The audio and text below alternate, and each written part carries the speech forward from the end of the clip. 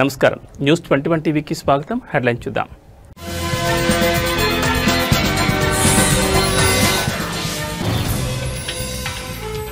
ఈ నెల 15న తెలంగాణ కేబినెట్ భేటీ, హైకోర్టు తీర్పుపై ప్రధానంగా చర్చ.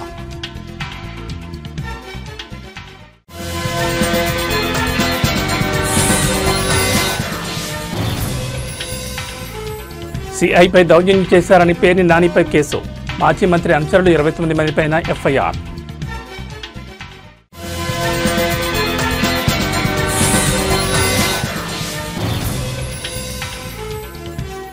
అనిల్ అంబానీకి షాక్, రిలయన్స్ పవర్ కీలక అధికారిని అరెస్ట్ చేసిన ఈడీ.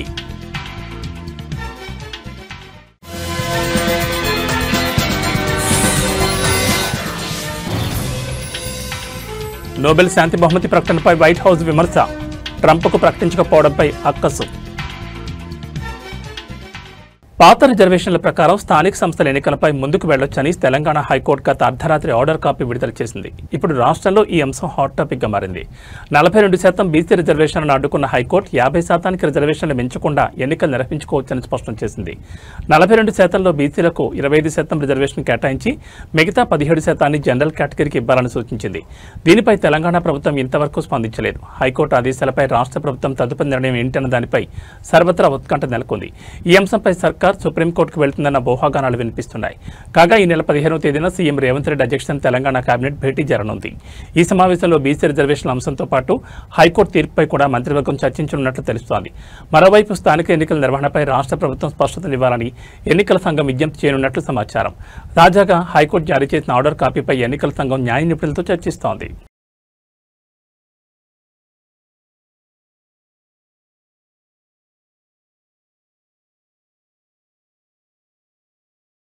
నోబెల్ శాంతి బహుమతిని ఈ ఏడాదికి వెనిజువేలా ప్రతిపక్ష నేత మరియు కోరినా మచాడో ప్రకటించిన విషయం తెలిసిందే. దీంతో ఈ బహుమతిపై ఆశలు పెంచుకున్న అమెరికా అధ్యక్షుడు డొనాల్డ్ ట్రంప్కు నిరాశ తప్పలేదు. ఈ విషయంలో అమెరికా అధ్యక్ష భవనం వైట్ హౌస్ ఓ అడుగు ముందుకేసి ట్రంప్కు శాంతి బహుమతి వచ్చినట్లు మిస్టర్ పీస్ ప్రెసిడెంట్ అంటూ ప్రచారం కూడా చేసింది. తీరా నోబెల్ దక్కకపోవడంతో అక్కసు పెంచుకున్న వైట్ హౌస్ నోబెల్ కమిటీపై విమర్శలు చేసింది. బహుమతి ప్రకటనను రాజకీయం చేశారని ఆరోపించింది. ఈ విమర్శలపై నోబెల్ కమిటీ తాజాగా స్పందించింది. నోబెల్ అవార్డుల ఎంపికకు ముందు అన్ని రకాలుగా పరిశీలన జరుపుతాం. అవార్డు అందుకోవడానికి అన్ని అర్హతలు ఉన్నాయని నిర్ధారించుకున్న తర్వాత ఎంపిక చేస్తాం. నోబెల్ ప్రైజ్కు ఎంపికలు ప్రధానంగా అభ్యర్థి చేసిన పనులను పరిగణలోకి తీసుకుని ఆల్ఫ్రెడ్ నోబెల్ వీలునామా ప్రకారమే అభ్యర్థులను ఎంపిక చేస్తామని పరోక్షంగా వైట్ హౌస్కు చురకలు వేసింది. నోబెల్ పీస్ ప్రైజ్ ఎంపికలను ఈ నియమాలనే పాటించామని స్పష్టం చేసింది. ఏటా నోబెల్ శాంతి బహుమతి కోసం తమకు వేలాదిగా దరఖాస్తులు వస్తాయని కమిటీ తెలిపింది. వాటన్నింటినీ పరిశీలించి నిజంగా శాంతి కోసం కృషి చేసిన వారిని బహుమతి కోసం ఎంపిక చేస్తామని, ఇందులో ఇతర అంశాలు ఏవీ ప్రభావం చూపబోవని స్పష్టం చేసింది.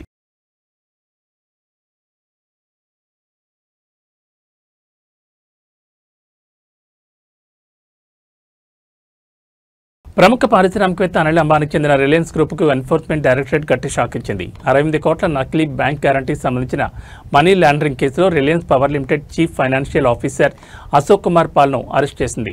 మనీ లాండరింగ్ నిరోధక చట్టం నిబంధనల కింద ఆయనను అదుపులోకి తీసుకున్నట్లు అధికారులు వెల్లడించారు. గత 7 ఏళ్లుగా రిలయన్స్ పవర్లో సీఎఫ్ఓగా పనిచేస్తున్న అశోక్ పాల్ కేంద్ర ప్రభుత్వ రంగ సంస్థ అయిన సోలార్ ఎనర్జీ కార్పొరేషన్ ఆఫ్ ఇండియాకి 68 కోట్లకు పైగా విలువైన నకిలీ బ్యాంక్ గ్యారంటీని సమర్పించారని ఈడీ ఆరోపించింది. ఈ నకిలీ గ్యారంటీలను నిజమైనవిగా నమ్మించేందుకు ఎస్బీఐ, పిఎన్బి వంటి ప్రముఖ బ్యాంకుల పేర్లను పోలిన ఫేక్ ఈమెయిల్ డొమైన్లను సృష్టించి ఉపయోగించినట్లు దర్యాప్తులో తేలింది. అంతేకాకుండా ఫిలిప్పీన్స్లోని మనీలాలో అసలు ఉనికి లేని ఓ విదేశీ బ్యాంక్ బ్రాంచ్ నుంచి కూడా గ్యారంటీ పత్రాలు సృష్టించినట్లు అధికారులు గుర్తించారు. ఈ మోసంలో ఒడిశాకు చెందిన బిస్వాల్ ట్రేడ్ లింక్ అనే చిన్న కంపెనీ కీలక పాత్ర పోషించినట్లు ఈడీ దర్యాప్తులో వెల్లడింది. కేవలం కాగితాలపై మాత్రమే ఉన్న ఈ కంపెనీ ద్వారానే రిలయన్స్ పవర్ తరఫున నకిలీ గ్యారంటీలను ఏర్పాటు చేసినట్లు తేలింది. ఈ ఆరోపణలకు సంబంధించి బిస్వాల్ కంపెనీ డైరెక్టర్ను గత ఆగస్టులోనే అరెస్ట్ చేసినట్లు అధికారులు తెలిపారు. అనిల్ అంబానీకి చెందిన పలు కంపెనీలు 17,000 కోట్లకు పైగా బ్యాంకు రుణాలను దారి మళ్లించాయన్న ఆరోపణలపై ఈడీ ఇప్పటికే విస్తృత దర్యాప్తు చేస్తోంది. ఇందులో భాగంగా యెస్ బ్యాంక్ నుంచి పొందిన 3,000 కోట్ల రుణం, రిలయన్స్ కమ్యూనికేషన్స్కు సంబంధించిన 14,000 కోట్ల మోసంపై విచారణ కొనసాగుతోంది. ఈ కేసుల దర్యాప్తులో భాగంగానే తాజా అరెస్ట్ జరిగినట్లు తెలుస్తోంది. గతంలో ఈడీ అధికారులు అనిల్ అంబానీని కూడా విచారించిన విషయం తెలిసిందే.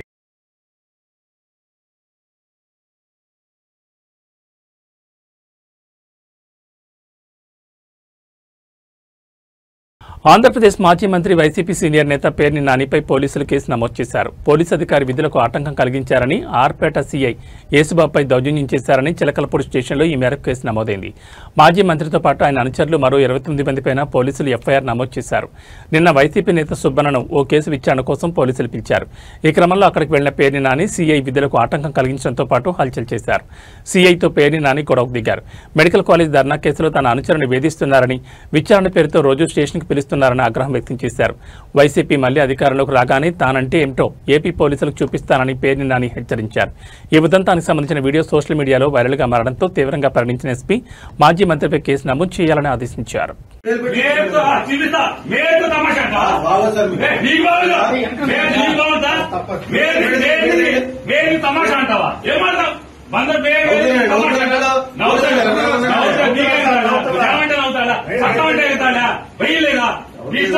మీ చేతిలో తీసుకుంటారా?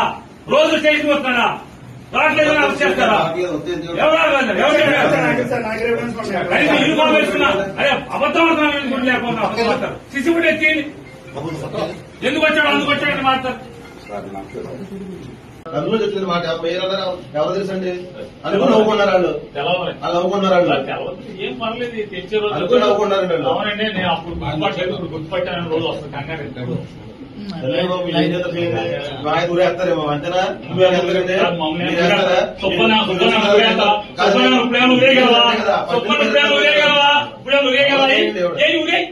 మీ చాలా ఊరే సుబ్బన్ ఏం చేయగలం? ఏం ఊరేస్తామేంటి? ఏం చేయగలంట? ఉరేయగలవా? వారం రోజు సోమవారం దాకా జైల్లో పెడతారు. అంతకుమించి చేసేది సబ్ జైల్లో పెట్టగలరు. అంతకుమించి చేయగలిగేదా? ఉరేస్తారా? ఉరే చెప్తారు.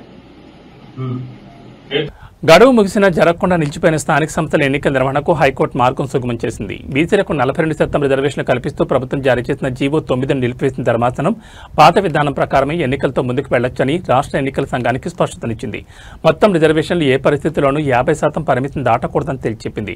ప్రభుత్వం ఇటీవల తీసుకొచ్చిన జీవో 9తో పాటు ఎన్నికల ప్రక్రియకు సంబంధించిన జీవోలు 41, 42లను సవాల్ చేస్తూ దాఖలైన పిటిషన్లపై ప్రధాన న్యాయమూర్తి justice Aparesh Kumar Singh, justice GM మొహియుద్దీన్లతో కూడిన ధర్మాసనం విచారణ జరిపింది.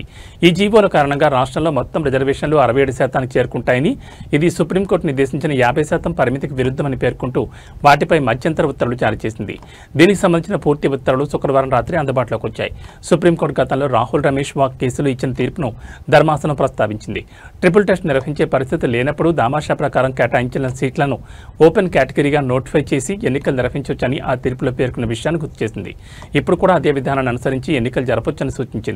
అంతకుముందు ప్రభుత్వం తన వాదనలు వినిపిస్తూ ట్రిపుల్ టెస్ట్ కు అనుగుణంగానే కమిషన్ ఏర్పాటు చేసి నివేదిక ఆధారంగా రిజర్వేషన్లు కల్పించామని తెలిపింది.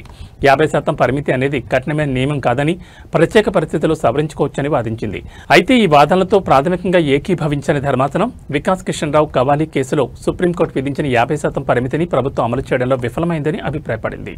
స్థానిక సంస్థల ఎన్నికల షెడ్యూల్ను రాష్ట్ర ఎన్నికల కమిషనర్ రాణి కుముదిని ప్రకటించారు. దీనికి సంబంధించి మరింత సమాచారం మా ప్రతినిధి నాగేశ్వరాచారిని అడిగి తెలుసుకుందాం. నాగేశ్వరాచారి, స్థానిక సంస్థల ఎన్నికల షెడ్యూల్ వివరాలు ఏంటి? రాష్ట్ర ఎన్నికల కమిషనర్ దీనికి సంబంధించిన షెడ్యూల్ ప్రకటించారు. మొత్తం 5 విడతల్లో స్థానిక సంస్థల ఎన్నికలు నిర్వహించే విధంగా ప్రణాళిక ప్రకటించారు. 2 విడతలు ముందుగా ఎంపీటీసీ, జెడ్పీటీసీ ఎన్నికలు, ఆ తర్వాత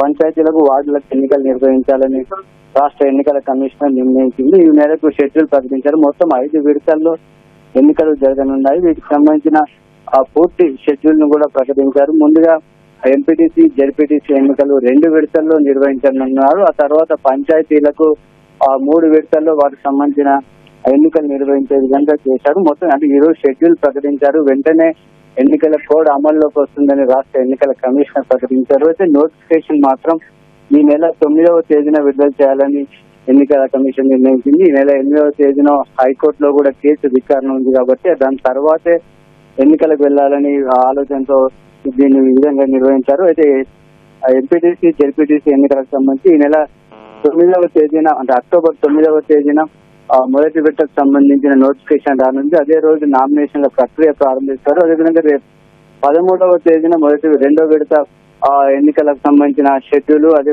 నోటిఫికేషన్, నామినేషన్ ప్రారంభం కాబోతున్నాయి. ఆ తర్వాత నామినేషన్లు అన్ని స్వీకరించిన తర్వాత దానికి సంబంధించిన ప్రక్రియ కూడా నామినేషన్ల స్వీకరణ, అదేవిధంగా చివరి గడువు, చివరి తేదీ, ఉపసంహరణ, వారికి సంబంధించిన షెడ్యూల్ అంతా కూడా పూర్తిగా చేసిన తర్వాత మొదటి విడత ఎన్నికలు అక్టోబర్ 23వ తేదీన ఉదయం 7 గంటల నుంచి 5 గంటల వరకు మొదట ఎంపీటీసీ, జెడ్పీటీసీ ఎన్నికల పోలింగ్ తో ప్రారంభం కానుంది. అదేవిధంగా రెండో విడత అక్టోబర్ 27వ తేదీన కూడా జరగనుంది. వాటికి సంబంధించిన ఏర్పాట్లన్నీ కూడా ఇప్పటికే చేసినట్టుగా రాష్ట్ర ఎన్నికల కమిషనర్ ప్రకటించారు. వీటికి సంబంధించి నవంబర్ 11వ తేదీన జెడ్పీటీసీ, ఎంపీటీసీ ఎన్నికలకు సంబంధించిన ఫలితాలను ప్రకటించి ఆ తర్వాత మళ్ళీ పంచాయతీ ఎన్నికలకు సంబంధించిన షెడ్యూల్ ను కూడా వాటికి సంబంధించిన ఎన్నికల నిర్వహణ కోసం చేసే విధంగా ఎన్నికల కమిషన్ వాటికి సంబంధించిన ప్రక్రియ అంతా కూడా చేపట్టారు. వాటికి సంబంధించి ఈ ప్రక్రియ అంతా ముగిసిన తర్వాత పంచాయతీ ఎన్నికలు అంటే వార్డులకు, అదేవిధంగా సర్పంచ్ ఎన్నికలకు సంబంధించిన ప్రక్రియ ప్రారంభించనున్నారు. అక్టోబర్ 17వ తేదీన మొత్తం 3 విడతల్లో పంచాయతీ ఎన్నికలు జరగనున్నాయి. అక్టోబర్ 17వ తేదీన మొదటి విడత నామినేషన్లు, వాటికి సంబంధించిన ప్రక్రియ ప్రారంభం కానుంది. రెండో విడత అక్టోబర్ 21న, మూడో విడత అక్టోబర్ 25న ప్రారంభం కానుంది. వాటికి సంబంధించిన నామినేషన్స్ అన్ని స్వీకరించిన తర్వాత అక్టోబర్ 21వ తేదీన మొదటి విడత ఎన్నికలు, అదేవిధంగా నవంబర్ 4వ తేదీన రెండో విడత, నవంబర్ 8వ తేదీన మూడో విడత నిర్వహించి వాటికి సంబంధించిన ఫలితాలను కూడా వేర్వేరు తేదీల్లోనే చేయాలని వాటిని నిర్వహించారు. మొదటి విడత ఈ నెల 31వ తేదీన మొదటి విడత ఫలితాలు, నవంబర్ 4వ తేదీన రెండో విడత, అదేవిధంగా 8వ తేదీన అంటే వాటిని జరిగిన రోజునే వాటికి సంబంధించిన ఫలితాలన్నీ కూడా ప్రకటించే విధంగా ఎన్నికల కమిషన్ షెడ్యూల్ ప్రకటించింది. కలియుగ ప్రత్యక్ష దైవం తిరుమల శ్రీ వెంకటేశ్వర స్వామివారిని నిత్యం వేలాది మంది భక్తులు దర్శించుకుంటారు. ఈ క్రమంలో తిరుమలలో భక్తుల రద్దీ కొనసాగుతోంది. నేడు శ్రీవారి దర్శనానికి 20 గంటల సమయం పడుతోంది. శ్రీ వెంకటేశ్వర స్వామివారి సర్వదర్శనానికి భక్తులు కృష్ణతీజ గెస్ట్ హౌస్ వరకు బారులు తీరున్నారు. క్యూ లైన్లోని భక్తులకు శ్రీవారి సేవకుల ద్వారా అన్నప్రసాదం, పాలు, త్రాగునీరు అందిస్తున్నారు. నిన్న శ్రీవారిని 74,468 మంది భక్తులు దర్శించుకున్నారు. 26,878 మంది తలనీలాలు సమర్పించుకున్నారు. శ్రీవారి హుండీ ఆదాయం 3.86 కోట్లు వచ్చిందని టీటీడీ అధికారులు తెలిపారు. భక్తులు వివిధ రాష్ట్రాల నుంచి భారీగా తరలివచ్చారు. నిరంతరం కొనసాగుతోంది భక్తజన ప్రవాహంతో సామాన్య భక్తులకు స్వామివారి దర్శనం కష్టంగా మారింది. ఈ మేరకు టోకెన్లు లేని భక్తుల దర్శనానికి సుమారు 24 గంటల సమయం పడుతోంది. బ్రహ్మోత్సవాల సమయంలో రద్దీ పెరిగింది. ఇంకా ఆ రద్దీ అలాగే ఉంది. తిరుమల వీధులన్నీ భక్తులతో కిటకిటలాడుతున్నాయి. అన్ని కంపార్ట్మెంట్లు భక్తులతో కిక్కిరిసిపోయి శిలాతోరణం వరకు భక్తుల క్యూలైన్ ఉంది. మాడ వీధులు గోవింద నామ స్మరణలతో మారుమోగిపోతున్నాయి. తమిళనాడుకు చెందిన ఎక్కువ మంది భక్తులు తిరుమలకు చేరుకుంటున్నారు.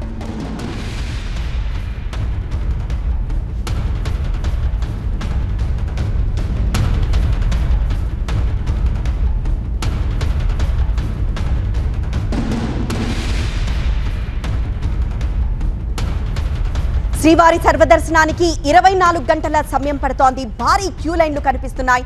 శిలాతోరణం వరకు భక్తుల క్యూ లైన్స్ కనిపిస్తున్నాయి. నిన్న శ్రీవారిని 74,881 మంది దర్శించుకున్నారు.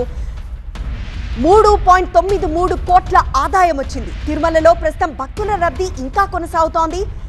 దసరా తర్వాత కూడా ఈ రద్దీ ఇలానే కొనసాగుతోంది.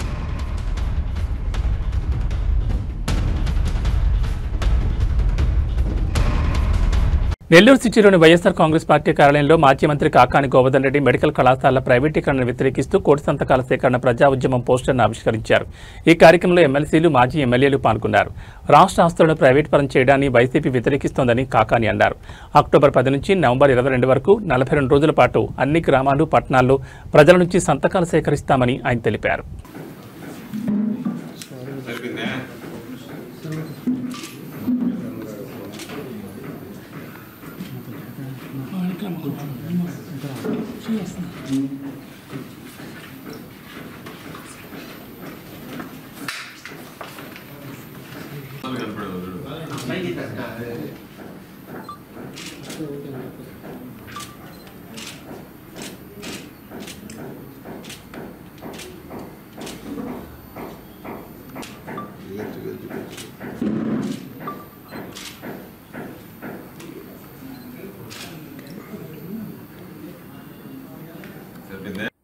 వైఎస్ఆర్ కాంగ్రెస్ పార్టీ అధ్యక్షుడు, మాజీ ముఖ్యమంత్రి వర్యులు, మా నాయకుడు శ్రీ వైఎస్ జగన్మోహన్ రెడ్డి గారి ఆదేశాల మేరకు రాష్ట్ర వ్యాప్తంగా కోటి సంతకాల ప్రజా ఉద్యమానికి ఈ రోజు నుంచి శ్రీకారం చుట్టి దానికి సంబంధించి ఒక కార్యాచరణ ప్రణాళిక రూపొందించుకొని దాని ప్రకారం గవర్నర్ గారి దగ్గరికి ఈ కోటి సంతకాలతో కూడినటువంటి ప్రజల నుంచి వచ్చినటువంటి వినతి పత్రాలు సమర్పించాలని చెప్పి ఒక వినూత్నమైనటువంటి కార్యక్రమానికి శ్రీకారం చుట్టడం జరిగింది.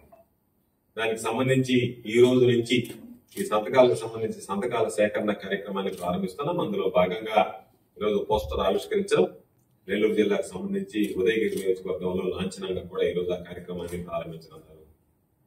దాంతో పాటు ఈరోజు అక్టోబర్ 10వ తేదీ నుంచి నవంబర్ 22 దాదాపుగా 42 రోజుల పాటు గ్రామాలకు సంబంధించి అన్ని గ్రామాలకు సంబంధించినటువంటి గ్రామ పంచాయతీలకు సంబంధించి అనుబంధంగా ఉన్నటువంటి గ్రామాల హ్యామ్లెట్స్ లో, దానితో పాటు నగరాల్లో వార్డుల వారీగా ఈ కార్యక్రమాన్ని చేపడతాం.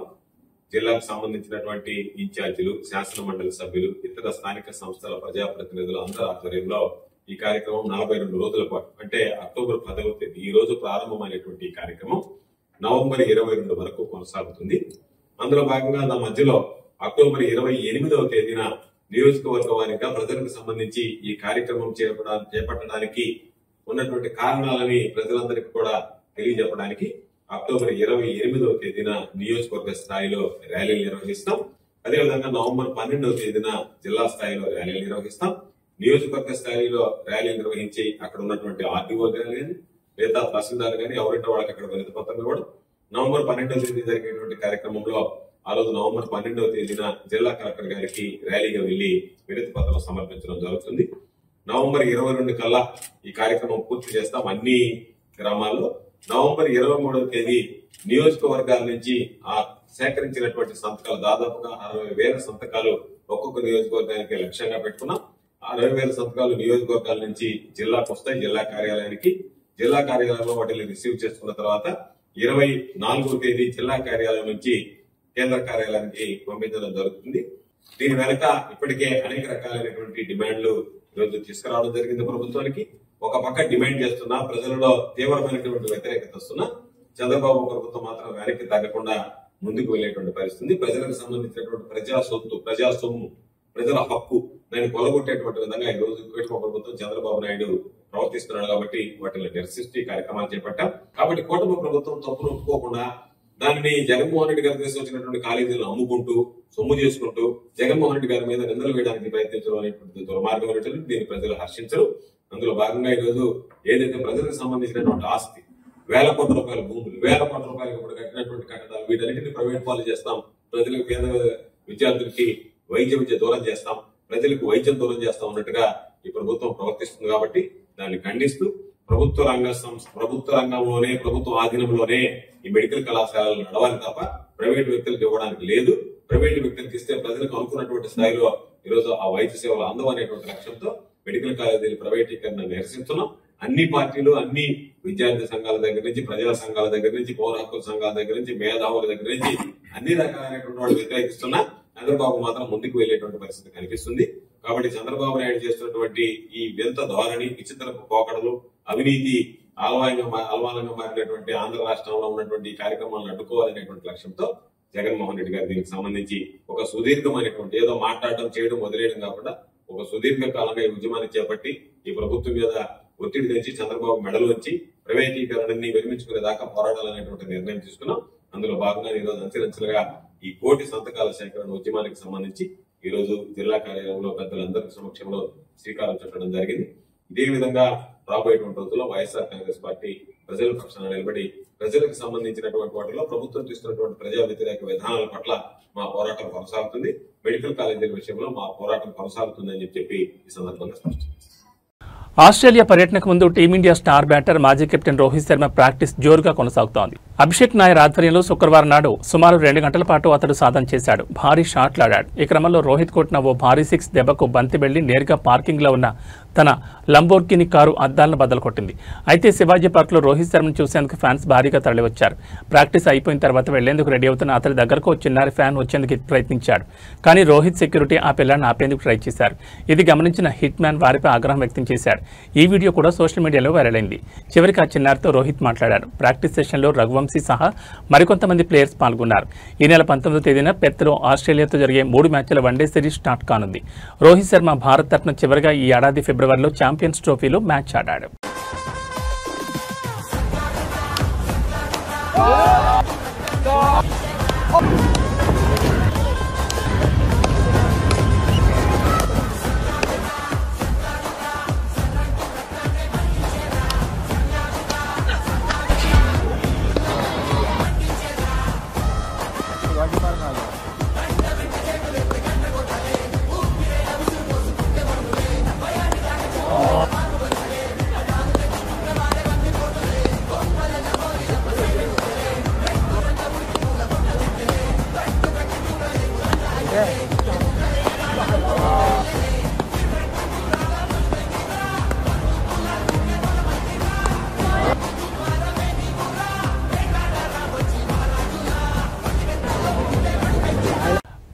మ్యాడ్ స్క్వేర్ ఆయ్ వంటి హిట్ చిత్రాల ద్వారా హీరోగా మంచి గుర్తింపు పొందిన నారిన నితిన్ వివాహం హైదరాబాద్ శివారు శంకర్పల్లిలో లక్ష్మీ శివానితో అత్యంత వైభవంగా జరిగింది.